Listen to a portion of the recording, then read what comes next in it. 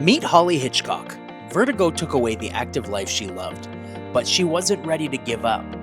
After trying multiple therapy clinics with no success, her cousin introduced her to FYZICAL. Now she drives an hour and 20 minutes one way because here she's finally finding relief and hope. This is Hollie's journey to loving her life again. I called immediately, talked to Catherine, who told me I was going to be fine.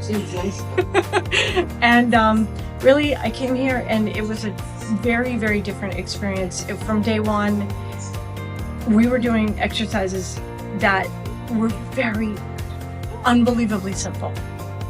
That was what, in fact, I made Renee laugh because I said, you know, these exercises are really working because they're so simple, but they're really working. And I feel so much better. I mean, they can tell you, I used to stumble around. I had no coordination. I couldn't walk. And I mean, I'm probably 70% better.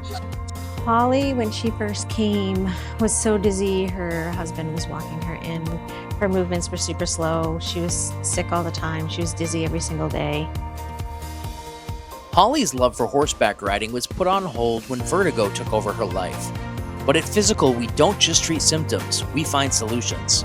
Dr. Renee got creative using a barrel, a saddle, and VR goggles, all supported by our safety overhead support system to simulate the movement of riding. This innovative approach is helping Hollie retrain her vestibular system so she can get back in the saddle and back to loving her life. Seriously, the most encouraging person.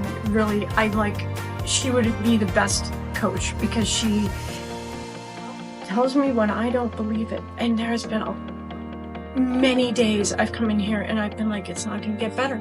And when I walk out, I'm like, it's not going to get better. And I actually think I walk out a little better too.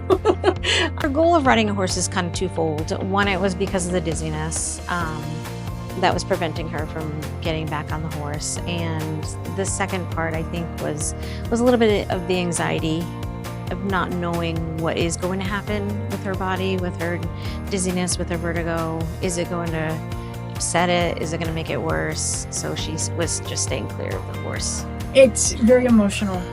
It's very, like, I could cry.